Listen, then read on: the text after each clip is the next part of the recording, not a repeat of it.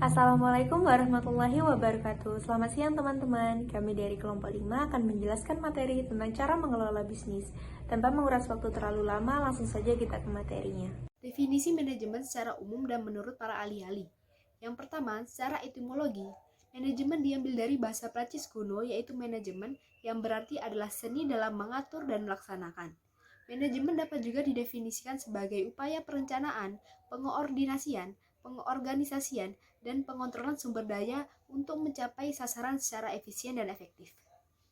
Selanjutnya, pengertian manajemen juga dikemukakan oleh orang-orang yang memiliki ahli dalam bidang manajemen. Yang pertama ada George R. Terry.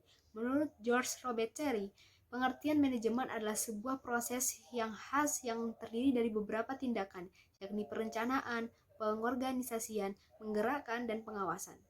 Yang kedua ada Henry Fayol.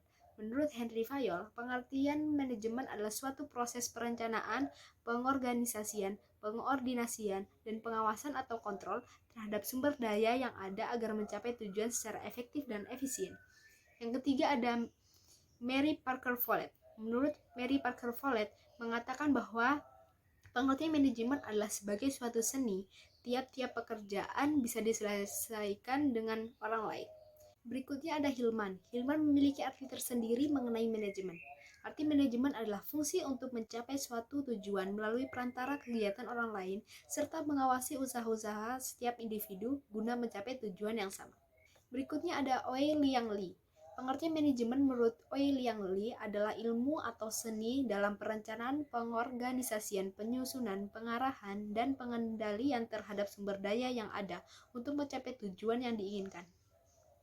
Berikutnya, menurut James A. F. Stoner, manajemen adalah proses perencanaan, pengorganisasian, dan penggunaan sumber daya organisasi yang lain dalam rangka mencapai tujuan organisasi yang telah ditetapkan oleh organisasi tersebut.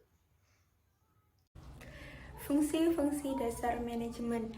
Manajemen merupakan proses perencanaan, pengarahan, dan pengendalian sumber daya keuangan, fisik, manusia, dan informasi organisasi dalam rangka mencapai suatu sasaran. Yang pertama ada perencanaan atau planning, memiliki 3 komponen utama, dimulai ketika merumuskan sasaran, kemudian mengembangkan strategi dan menjalankan strategi tersebut. Yang kedua ada pengorganisasian atau organizing, manajer juga harus mengorganisasikan orang-orang dan sumber daya dalam perusahaan guna memahami hubungan, peran, dan pelaporan serta pengorganisasian secara lebih rinci. Yang ketiga ada pengarahan, memimpin atau leading. Manajer memiliki wewenang untuk memberikan perintah dan meminta suatu hasil dengan memandu dan memotivasi para karyawan guna mencapai suatu sasaran perusahaan demi kepentingan bersama dan juga kepentingan perusahaan. Yang keempat yaitu pengendalian atau controlling, adalah proses memantau kinerja perusahaan untuk memastikan bahwa perusahaan tersebut mencapai sasarannya. Dalam proses pengendalian menunjukkan proses yang dimulai ketika seorang manajer memberlakukan suatu standar, biasanya dilakukan untuk kinerja keuangan dan sebagainya, kemudian mengukur kinerja aktual yang ada. Jika sesuai, maka organisasi dapat melanjutkan tindakan yang akan dilakukan selanjutnya. Namun, jika terjadi suatu perbedaan, maka penyesuaian harus dilakukan terlebih dahulu sebelum melangkah ke hal yang akan dilakukan selanjutnya. Selanjutnya yaitu ilmu dan seni manajemen.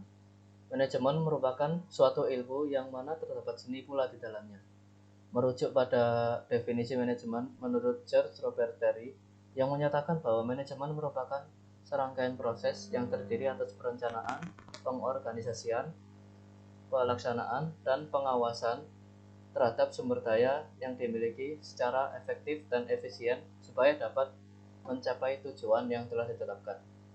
Definisi ilmu sendiri yaitu merupakan suatu pengetahuan yang telah terbukti kebenarannya berdasarkan data dan fakta yang ada serta disetujui oleh para ahli.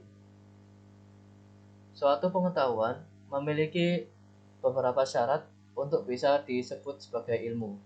Di antaranya, yang pertama harus memiliki dasar yang jelas dan memiliki susunan yang sistematis. Dasar yang jelas diperlukan supaya suatu ilmu dapat dirunut sebab akibatnya sehingga kredibilitasnya tetap terjaga. Sedangkan susunan yang sistematis akan memudahkan orang lain untuk mempelajari ilmu tersebut.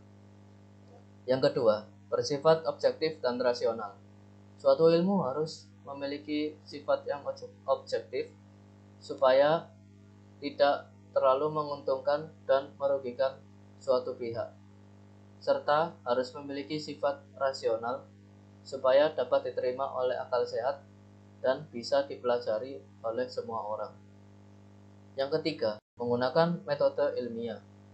Sebuah ilmu harus dibangun berdasarkan metode ilmiah yang mengedepankan data dan fakta yang ada. Metode ilmiah yang digunakan biasanya ada dua, yaitu metode induktif yang mengedepankan teori dan pola pikir yang rasional berdasarkan fakta yang sudah ada.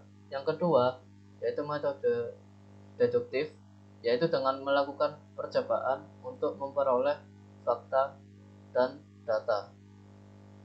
Yang keempat, memiliki prinsip-prinsip tertentu.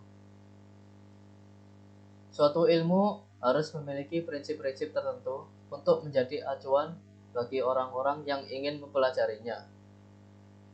Seperti hanya manajemen, yang mana manajemen juga memiliki prinsip-prinsip manajemen yang tidak boleh dilanggar supaya penerapannya bisa maksimal untuk mencapai tujuan yang telah ditetapkan. Selanjutnya yaitu seni manajemen. Seni manajemen ini ada bermacam-macam ya. Biasanya seni manajemen ini muncul saat berbagai orang bekerja sama untuk mencapai tujuan yang telah ditetapkan.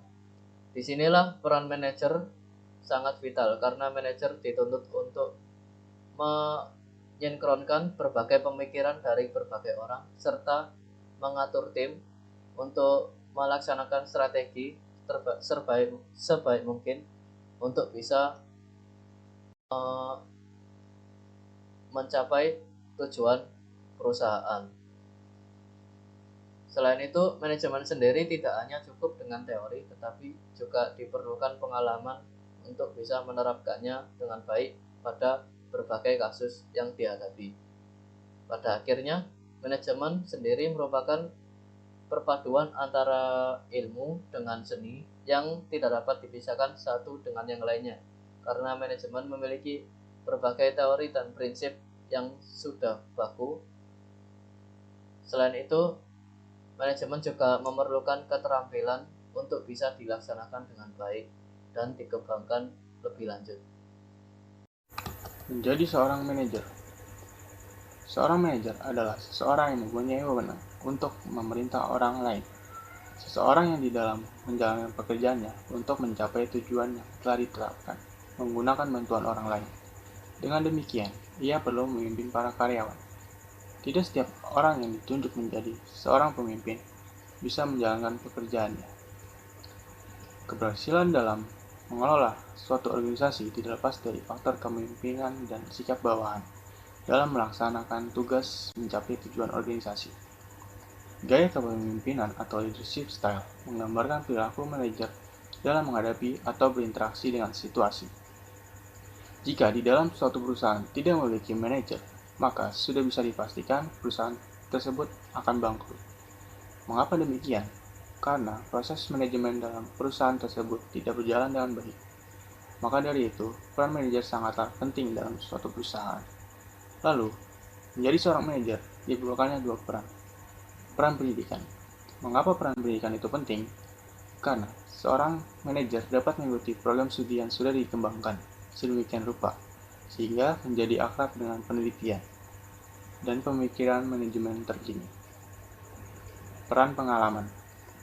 Seorang manajer sangat memerlukan pengalaman, karena seorang manajer tidak bisa belajar hanya dari pendidikan. Oleh karena itu, kemampuan manajemen juga harus dipelajari melalui pengalaman. Banyak manajer berkembang hingga meraih posisi mereka saat ini dari pekerjaan sebelumnya. Dengan banyak mengalami tekanan keseharian dan menangani beragam masalah dan tantangan manajemen lah, seorang dapat mengembangkan pemahaman mendalam akan sifat dasar dari karakteristik tugas manajerial. Dari alasan yang sebelumnya telah dibahas, kebanyakan perusahaan besar dan perusahaan kecil telah mengembangkan program pelatihan manajemen bagi para calon manajer. Banyak manajer yang baik dan efektif mempelajari keterampilan mereka melalui perpaduan antara peran pendidikan dan peran pengalaman. Tipe-tipe manajer. Walaupun semua manajer melakukan suatu fungsi yang sama, namun manajer memiliki tingkat tanggung jawab sesuai tingkatan bidangnya. Tipe manajer ini dapat dibedakan menjadi dua kelompok, yaitu yang pertama berdasarkan tingkat manajemen dan yang kedua yaitu berdasarkan bidang-bidang manajemen. Selanjutnya yaitu tingkatan manajemen. Dalam suatu organisasi, pada umumnya terdapat 3 tingkatan dasar manajemen, yaitu manajemen puncak, manajemen menengah atau madya, dan manajemen lini pertama. Tingkat manajemen biasanya digambarkan dengan bentuk piramida, di mana sebagian besar perusahaan memiliki lebih banyak manajemen menengah daripada manajemen puncak, dan lebih banyak manajemen lini pertama daripada manajemen menengah. Manajemen puncak. Manajemen puncak atau top manager merupakan manajemen yang bertanggung jawab atas keseluruhan kinerja dan efektivitas perusahaan. Dalam prakteknya, manajemen puncak juga bertanggung jawab merumuskan kebijakan umum perusahaan, menetapkan strategi, dan menyetujui seluruh keputusan penting serta mewakili perusahaan dalam hubungan dengan perusahaan lain dan pemerintah. Contoh dari manajemen puncak sendiri adalah CEO, CFO, Presiden Direktur, dan Wakil Presiden Direktur. Manajemen menengah atau manajemen madya. Satu tingkat di bawah manajemen puncak adalah manajemen madya atau middle manager. Manajemen menengah atau madya sendiri mencakup semua manajemen yang berada di antara manajemen lini pertama dan manajemen puncak, bertugas sebagai penghubung di antara keduanya. Umumnya, manajemen madya bertanggung jawab dalam menerapkan strategi dan berupaya mewujudkan sasaran yang ditetapkan manajemen puncak. Manajemen madya sendiri pada umumnya memegang jabatan sebagai manajer pabrik, manajer operasi, manajer divisi, dan pemimpin proyek. Yang terakhir yaitu manajemen lini pertama. Manajemen lini pertama atau first line manager merupakan manajemen tingkat paling rendah dan bertugas memimpin dan mengawasi karyawan non-manajerial yang terlibat dalam proses produksi serta memastikan karyawan memahami dan terlatih baik dalam kebijakan dan prosedur perusahaan. Mereka umumnya menyandang jabatan sebagai supervisor, manajer shift, manajer area, manajer kantor, dan manajer penjualan. Selanjutnya yaitu bidang-bidang manajemen. Di dalam suatu perusahaan, manajemen puncak, manajemen madya, dan manajemen lini pertama bekerja dalam berbagai bidang yang meliputi yaitu yang pertama, manajemen sumber daya manusia. Manajemen sumber daya manusia atau Human Resources Management adalah serangkaian aktivitas organisasi yang diarahkan pada upaya menarik, mengembangkan, dan mempertahankan angkatan kerja yang efektif. Sebagian besar perusahaan memiliki manajer sumber daya manusia untuk merekrut dan melatih karyawan, mengevaluasi kinerja, dan menetapkan besaran kompensasi. Selanjutnya yaitu manajemen operasi. Manajer operasi sendiri bertanggung jawab atas produksi, persediaan, dan pengendalian kualitas dari barang yang dihasilkan. Dalam penerapannya, manajer operasi menentukan tujuan dari subsistem operasi perusahaan serta mengembangkan program kebijakan dan prosedur yang dibutuhkan dalam manajemen operasi untuk mencapai tujuan yang diinginkan. Manajer operasi sendiri akan menentukan individu, divisi, maupun departemen dalam subsistem operasi untuk mencapai tujuan perusahaan. Manajer operasi juga akan menentukan apa saja sumber daya yang dibutuhkan untuk mencapai tujuan operasi, serta mengatur wewenang dan tanggung jawab yang diperlukan dalam melaksanakan penerapan pada manajemen operasi. Kemudian, manajemen pemasaran. Manajemen pemasaran meliputi pengembangan, penetapan harga, promosi, dan distribusi barang dan jasa. Manajer pemasaran sendiri bertanggung jawab mengantarkan produk dari produsen ke konsumen. Perusahaan-perusahaan besar seringkali memiliki manajer pemasaran dalam jumlah yang besar di berbagai tingkatan. Selanjutnya ada manajemen informasi. Manajer informasi sendiri merupakan salah satu posisi manajerial yang cukup baru di banyak perusahaan. Manajer informasi bertanggung jawab dalam merancang dan menerapkan sistem untuk menggabungkan, menyusun, dan mendistribusikan informasi. Banyaknya volume informasi yang tersedia dan dibarengi dengan berkembangnya kemampuan untuk mengelolanya telah memicu fungsi penting dari manajerial ini. Meskipun jumlahnya belum begitu banyak, posisi manajer informasi terus meningkat di segala tingkatan. Kemudian ada manajer keuangan. Manajer keuangan ini bertanggung jawab dalam merencanakan dan mengawasi fungsi akuntansi beserta sumber daya keuangannya. Manajemen keuangan sendiri adalah semua aktivitas perusahaan yang berkaitan dengan usaha untuk mendapatkan pendanaan yang diperlukan dengan biaya minimal dan syarat-syarat yang menguntungkan, serta untuk menggunakan dana tersebut seefisien mungkin. Yang terakhir ada manajemen lainnya. Beberapa perusahaan juga memperkerjakan manajer khusus, seperti manajer hubungan masyarakat, manajer riset, dan manajer pengembangan. Kemungkinannya sangat luas dan batasan bidang-bidang manajemen hanya dibatasi oleh kebutuhan dan imajinasi dari perusahaan tersebut. Peran dan keterampilan manajemen. Peran manajerial dibagi menjadi 3. Yang pertama ada interpersonal roles atau peran antar pribadi. Kategori peran antar pribadi ini adalah kategori peran seorang manajer untuk memberikan informasi dan ide yang terbagi menjadi 3 peran. Yang pertama adalah sosok atau figur.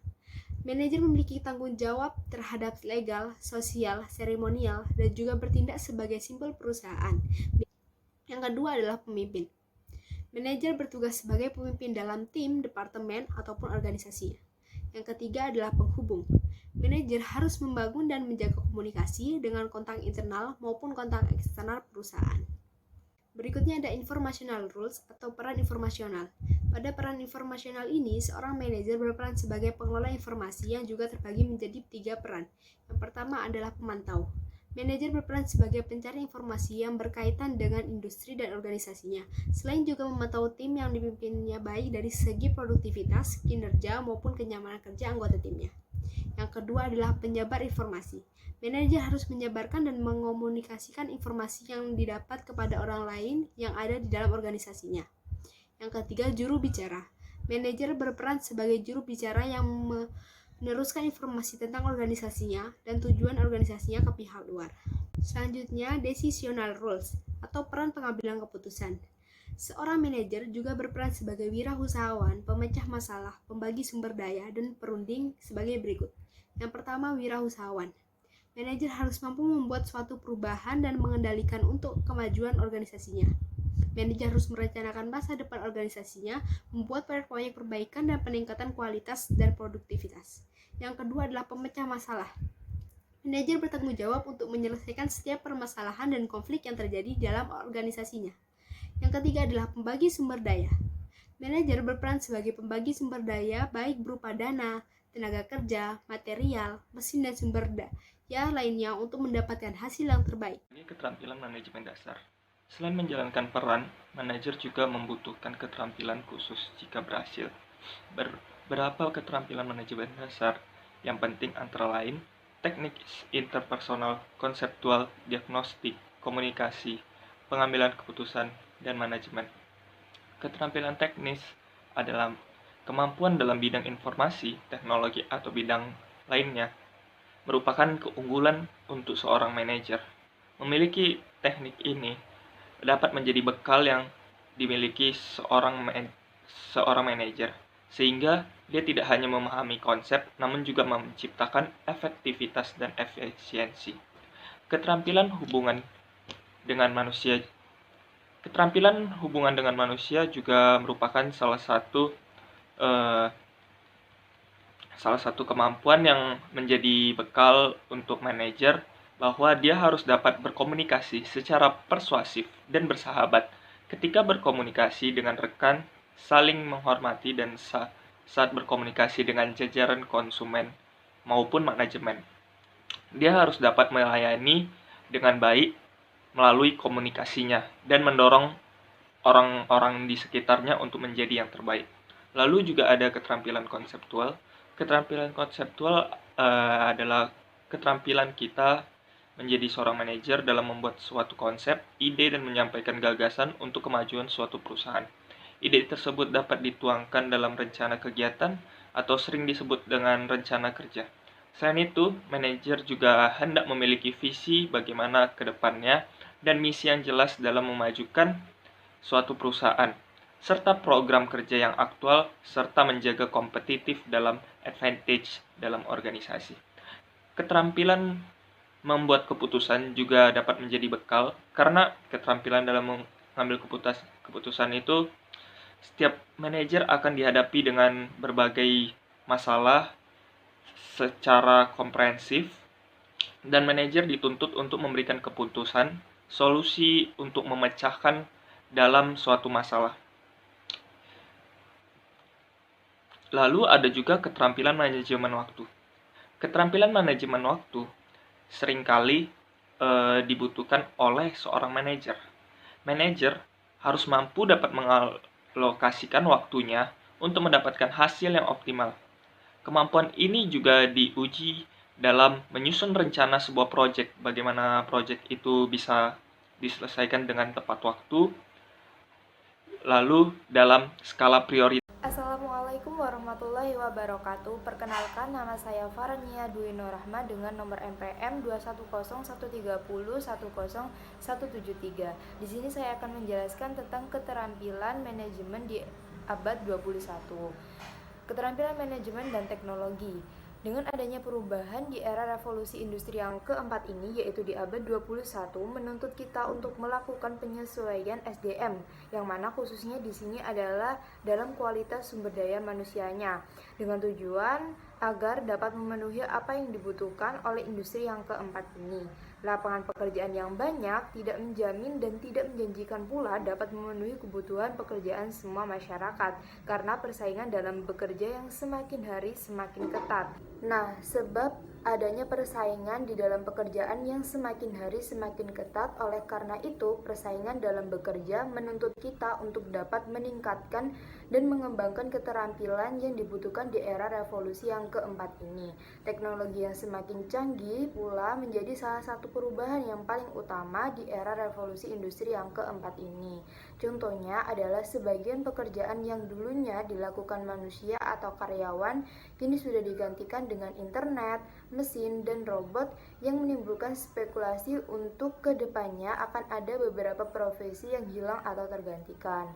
Hal itulah yang menyebabkan mengapa dibutuhkan keterampilan abad 21 agar tidak tersaingi oleh robot atau mesin pekerja tersebut. Salah satu hal yang harus di-upgrade adalah terus meningkatkan dan menjadi bagian dari sumber daya manusia yang berkualitas, dengan meningkatkan keterampilan manajerial yang konseptual, komunikatif, dan inovatif, keterampilan dalam berdelegasi, ketegasan dan ketangkasan dalam mengolah data, dan lain sebagainya. Hal itulah yang dapat kita lakukan untuk mengupgrade diri kita menjadi sumber daya manusia yang berkualitas. Jadi dapat disimpulkan bukan hanya keterampilan abad 21 yang harus ditingkatkan, tetapi juga keterampilan dan ilmu pengetahuan yang mendasarinya. Manajemen strategik. Manajemen strategi adalah serangkaian keputusan dan tindakan yang dibuat manajemen dan diaplikasikan oleh semua anggota untuk terwujudnya tujuan organisasi, yang mana di sini semua anggota berperan aktif dalam pengaplikasian manajemen strategik untuk terwujudnya tujuan manajemen strategik. Adapun tujuan manajemen strategik itu sendiri adalah membuat kinerja perusahaan lebih efektif, membuat strategi baru untuk menyesuaikan dengan perkembangan lingkungan eksternal, mengaplikasikan dan mengevaluasi strategi yang telah disepakati dengan efektif dan efisien, meninjau ulang kelebihan dan kelemahan dalam pengaplikasian manajemen strategik atau disebut juga dengan evaluasi. Kemudian yang terakhir adalah berinovasi pada produk dan layanan agar dapat menambah minat pengunjung. Di sini ada 3 tahap penerapan manajemen strategik. Yang pertama adalah tahap formulasi. Tahap formulasi adalah tahap perencanaan, di mana di dalam perencanaan ini dibahas terkait bisnis yang dijalankan, terkait apa saja, bisa berupa misi, visi, dan lain sebagainya. Kemudian yang kedua adalah tahap implementasi atau tahap pelaksanaan, bisa juga disebut dengan tahap pengaplikasian, di mana pada tahap ini dilakukan penentuan tujuan, pengelolaan kebijakan, dan motivasi para pegawai. Kemudian yang terakhir adalah tahap evaluasi, di mana pada tahap evaluasi ini dianalisis semua faktor yang telah dijalankan atau diimplementasikan pada tahap pengimplementasian. yang kedua tadi. Sekian penjelasan dari saya. Mohon maaf apabila ada kekeliruan dalam kata-kata, dan terima kasih atas perhatiannya. Wassalamualaikum warahmatullahi wabarakatuh. Selanjutnya yaitu tujuan dari penetapan sasaran. Setiap perusahaan pasti memiliki sasaran yang telah ditetapkan secara sistematis dengan mempertimbangkan berbagai hal guna mencapai tujuan perusahaan. Ada 4 tujuan utama dari penetapan sasaran. Di antaranya, yang pertama, memberi arah dan panduan bagi manajer untuk mencapai tujuan dan sasaran perusahaan. Dengan ditetapkannya sasaran, maka setiap perusahaan, khususnya manajer, dapat mengatur timnya untuk merumuskan strategi terbaik guna mencapai sasaran dan tujuan perusahaan. Selain itu, dengan diketahuinya strategi dan sasaran, maka tingkat kesalahan dapat diminimalisir sehingga perusahaan tidak mengalami kerugian yang banyak. Yang kedua, menjadi panduan bagi perusahaan untuk mengalokasikan dan mengelola sumber daya. Sumber daya yang dimiliki oleh setiap perusahaan sangatlah terbatas. Maka dari itu, penetapan sasaran memiliki fungsi yang bisa menjadi pedoman dan acuan bagi perusahaan untuk memaksimalkan sumber daya yang dimiliki. Dengan pengelolaan yang benar, maka potensi keuntungan perusahaan dapat diperbesar sehingga sasaran dan tujuan perusahaan pasti dapat tercapai.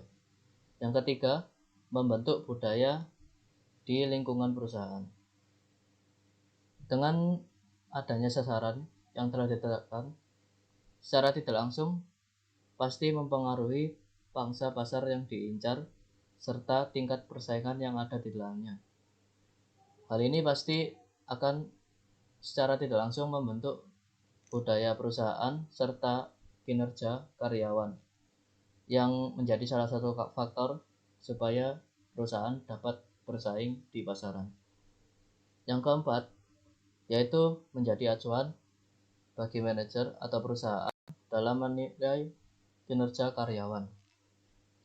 Dengan adanya sasaran yang telah ditetapkan, maka target perusahaan menjadi jelas, sehingga setiap anggota dituntut untuk berkontribusi semaksimal mungkin.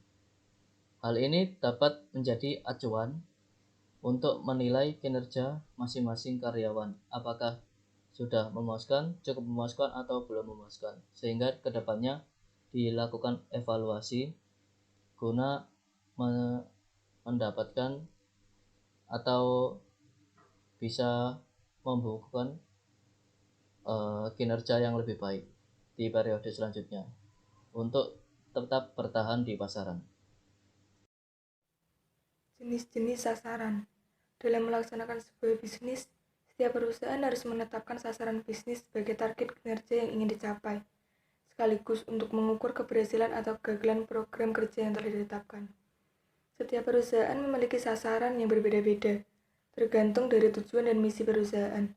Bisnis ingin mencari laba, universitas ingin membuat penemuan baru dan menyampaikan penemuan baru, dan badan pemerintahan merumuskan dan memberlakukan kebijakan publik.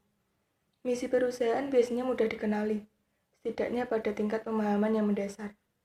Starbucks membuat misinya dengan jelas.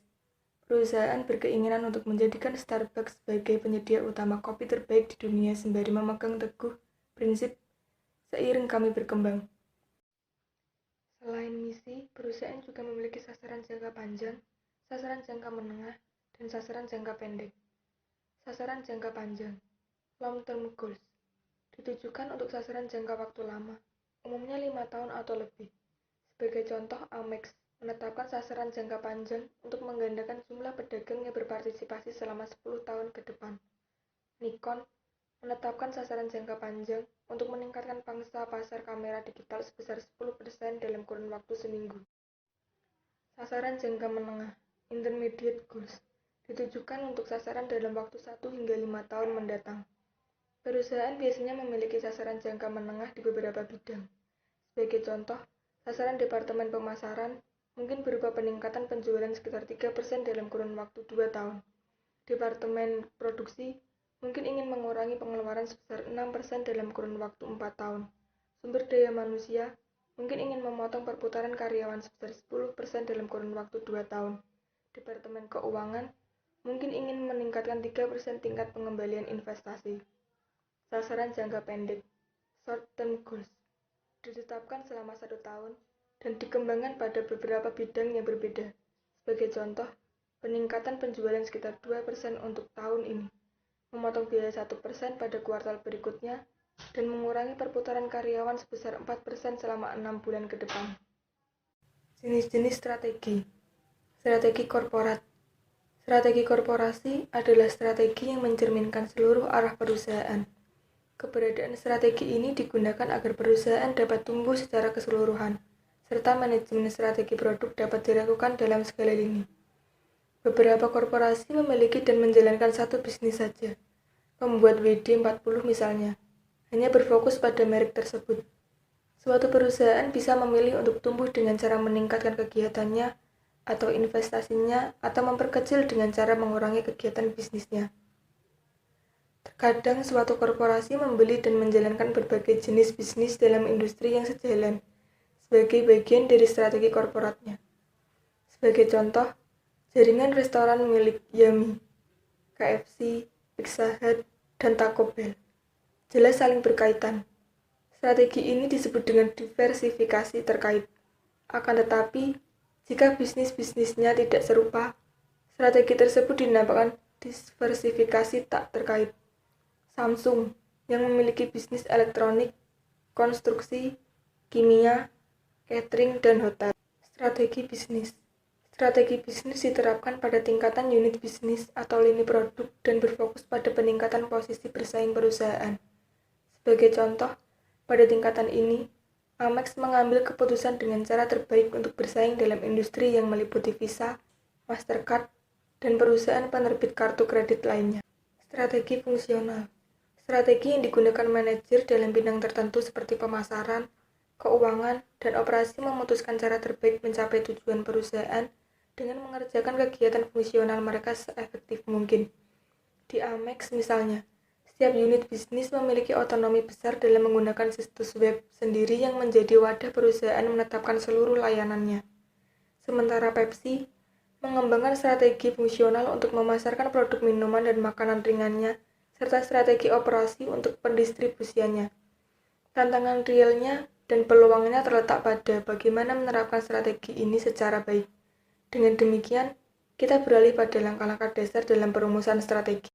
Merumuskan strategi. Berdasarkan definisinya, strategi merupakan konsep luas yang menggambarkan tujuan organisasi. Perumusan strategi melibatkan 3 langkah dasar, yaitu langkah pertama, menetapkan sasaran strategi. Sasaran strategis adalah sasaran jangka panjang yang langsung berasal dari pernyataan misi perusahaan. Pernyataan misi adalah pernyataan cara perusahaan mencapai sasaran dalam lingkungan bisnis itu dijalankan. Langkah kedua, menganalisis organisasi dan lingkungan. Untuk menganalisis organisasi dan lingkungan dapat menerapkan metode SWOT, Strengths, Weaknesses, Opportunities, dan Threats, yakni metode untuk mengetahui kekuatan dan kelemahan organisasi serta peluang dan ancaman yang ada. Langkah ketiga, mencocokkan organisasi dan lingkungannya. Langkah terakhir dalam perumusan strategi adalah menyesuaikan kekuatan dan kelemahan organisasi dengan peluang dan ancaman yang ada di lingkungan organisasi bisnis berada. Proses penyesuaian merupakan kunci dan perumusan strategi. Proses penyesuaian yang tepat merupakan faktor keberhasilan perencanaan dan pelaksanaan bisnis. Hierarki perencanaan. Perencanaan dibagi ke dalam 3 tingkatan, yaitu strategis, taktis, dan operasional. Dan tanggung jawab manajerial ditetapkan pada setiap tingkatan ini. Rencana strategis. Rencana yang mencerminkan keputusan mengenai alokasi sumber daya, prioritas perusahaan, dan langkah-langkah yang diperlukan untuk mencapai sasaran strategis. Rencana-rencana tersebut biasanya ditentukan oleh manajemen puncak. Rencana taktis merupakan rencana jangka pendek yang berkaitan dengan penerapan aspek-aspek spesifik dari rencana strategis perusahaan. Rencana ini umumnya melibatkan manajemen puncak dan media. Rencana operasional rencana yang menetapkan target jangka pendek untuk kinerja harian, mingguan, atau bulanan, yang disusun oleh manajer tingkat menengah dan rendah. Lalu ada juga perencanaan kontingensi dan manajemen krisis. Perencanaan kontingensi merupakan upaya mengidentifikasikan aspek-aspek penting dari suatu bisnis atau pasar yang mungkin berubah sebelum perubahan itu terjadi. Perencanaan kontingensi juga mengidentifikasi cara-cara perusahaan merespon terhadap perubahan. Lalu juga ada manajemen krisis. Secara umum, manajemen krisis dapat digambarkan sebagai sebuah kejadian atau momen tidak stabil yang tidak diharapkan dan berpotensi menimbulkan kejadian kekacauan serta perubahan yang mengancam. Lalu juga ada prakrisis. Prakrisis itu merupakan secepat apapun tindakan yang dilakukan dalam mengatasi ke suasana kritis, tidak berarti mengabaikan berbagai langkah persiapan. Fase prakrisis adalah fase yang dilakukan dengan tindak pencegahan dan persiapan. Lalu ada respon kritis, seperti namanya, fase ini merupakan saat para seluruh tim manajemen kritis bertindak langsung menangani krisis ini. Adapun respon krisis melalui perkataan ataupun perlakuan. Lalu juga ada pasca krisis. Pasca krisis ini ketika krisis yang telah dilalui, organisasi biasanya kembali melakukan kegiatan sebagai mestinya. Tahapan-tahapan krisis juga ada tahapan prodromal yang merupakan tahapan gejala krisis, lalu ada tahap akut, tahap ini yang diindikasi munculnya berbagai kerusakan, lalu ada tahap resolusi atau yang bisa disebut juga sebagai tahap penyembuhan.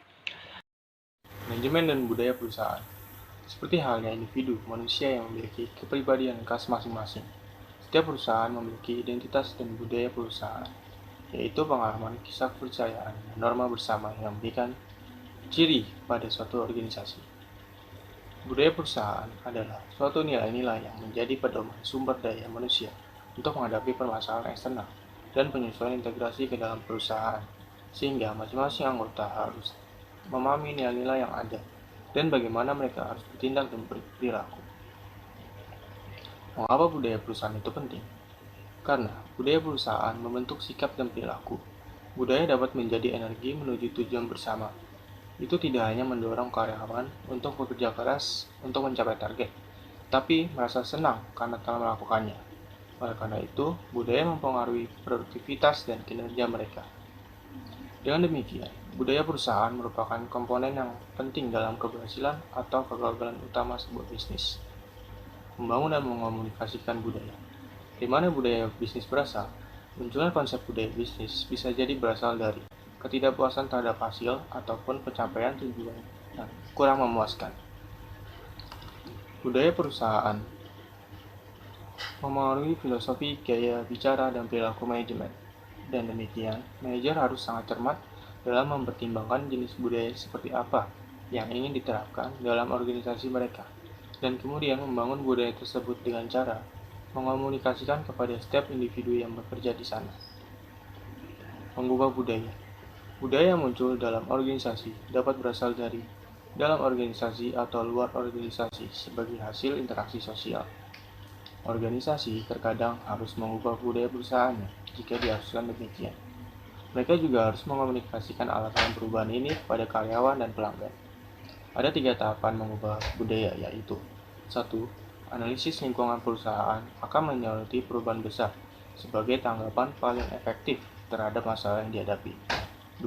Manajemen puncak mulai menyusun visi bersama. 3. Perusahaan menetapkan sistem baru untuk menilai dan memberi kompensasi kepada karyawan yang menjalankan nilai-nilai baru tersebut.